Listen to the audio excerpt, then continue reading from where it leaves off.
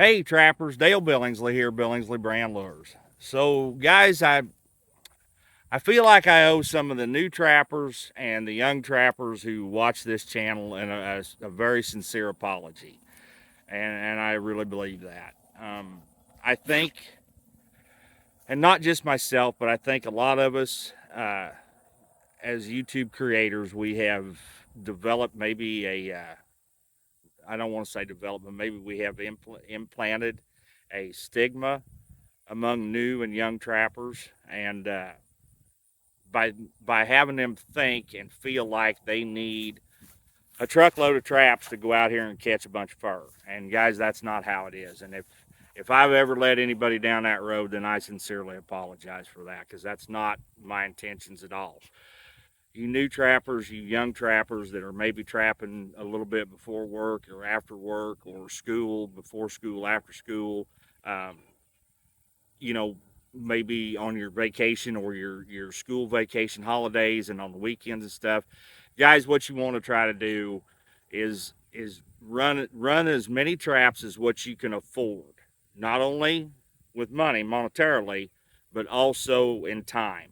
Okay?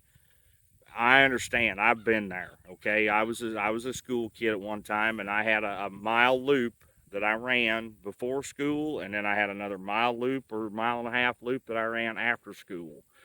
And then again, I'd switch them around and move on the weekends, or over Thanksgiving holiday, or Christmas, something of that sort. Run what you can handle. Okay, you see guys like myself and some of the other creators on YouTube that are out here running, 150, 200, 300, 400 sets, and that's not all you have. That's not what trapping actually is. Okay, trapping is going out here and having a good time and enjoying yourself. I personally like to push myself as hard as I can, plus the fact that this is partially on how I make my living is by trapping, so I have to do this. Okay, but if you're running before work, but after work and before school or after school, just run what you can run and enjoy yourself. Okay, and I also feel like maybe I have gone a little bit too far with some of my instructional videos, and maybe kind of got ahead of things a little bit and got over some heads. And for that, again, I truly apologize. I didn't mean to do that at all either. So I think we're going to kind of back up on this video just a little bit, and really aim and gear this one towards the new trapper and the young trapper, as far as going out here and catching a few raccoon and enjoying yourself while doing it. So let's get some things set up here, and we'll get started right away. All right, guys, so before we get started too far off into this, what we're going to be showing today is the use of a foothold trap for catching raccoon.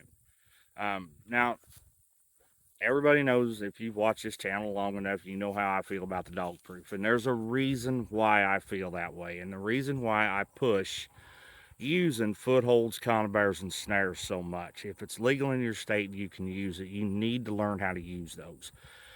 The reason being is because these and the conibears and the snares do not handicap you. Okay, when you go out there and you just stick a dog proof in a trail, you're limited to about 3 animals: coons, skunks, and possums. And that's it. You're not going to catch the fox. I mean, you will.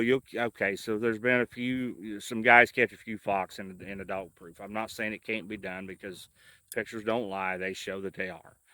Is it an effective and efficient fox trap? Absolutely not. But it will catch one once in a while. And not only that, it's, in my opinion, okay, and this is just me in my opinion, it's 2 cents that you take it or leave it for what it's worth. We're raising an entire generation of trappers who know nothing about using footholds, conibears, and snares to trap. All they know is go out there and poke a dog proof in and catch a coon, and it's instant success, which it is. And everybody likes instant success. But there's more to it, okay? There's a lot more to it than that. You learn to use some of these with conibears and snares and be versatile and catch everything that comes through, okay? Variety is not only the spice of life, it's the spice of a trap line too. I mean, granted, I'm out here taking numbers of raccoon, Well, I like seeing that red fox, and I like seeing that coyote now and then. And I like to catch that mink on dry ground or a mink under a bridge in a pocket set or a fish stake. So learn to use everything that's available to you, and you'll become a more well-rounded trapper in the end.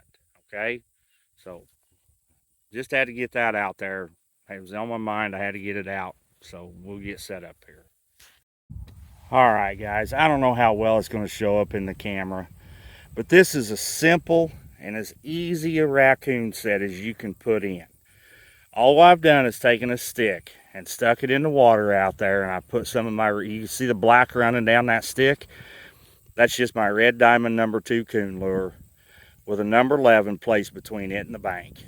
You don't have to have a fish. You don't have to have a fish stake. All you need is a good lure or a good bait to put on that stick and set a trap between it and the bank. Simple, easy. Can't be any, I mean, you can't make it any simpler than that right there. That set right there will take a lot of fur. It'll take a lot of coon, it'll take muskrats, it'll take mink and otter. It'll take anything that comes through. As long as they can smell that lure or that bait that you put out there, they'll come right to it. Basically, it's that set's as old as time, okay? It's as old as whenever the first steel trap was invented. That set has been around. Very simple, very easy set to make.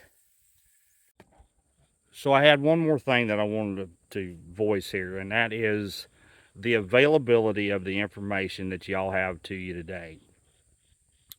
When I was a kid, when I was younger and starting out, we didn't have this information, okay? We had a few books, we had very few videos. They were just kind of coming on the scene with the with Craig O'Gorman's videos, which were, you know, outstanding, but they were way too expensive for a young trapper to buy. We had the fur fish game videos, which, yes, the information was there at the time, but now they're really, really way outdated. And if you ask somebody, they weren't going to tell you anything. Okay, I don't care how young you were, I don't care how old you were. It was very seldom you ever found a trapper who was willing to share information. If you ask a trapper, well, how do you catch a red fox? A lot of them would say, well, it's simple, it's elementary. You just put the trap where the fox is going to put his foot. And that's all the information you got. Okay, so I think sometimes maybe we have overloaded new and young trappers with the amount of information that's available to them. And we've not only, okay, so we're helping them, and I get that. We're trying to help them. We're trying to get them to be successful. But on the other hand, we're also robbing them of all the years of, yes, frustration, but the enjoyment of figuring out the learning curve on your own, you know. So I think sometimes we've maybe failed just a little bit. I'm not saying completely, but maybe just a little bit we have failed new and young trappers. So anyway, let's get started on this.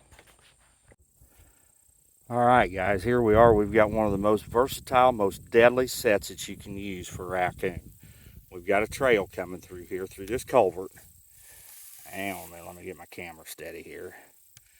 We've got a trail coming through this culvert, and they're going to a cornfield back here behind me. So all you would do is take your trusty little number 11 or your 1.5 or a number 1 long spring, whatever it might be. Just set the trap.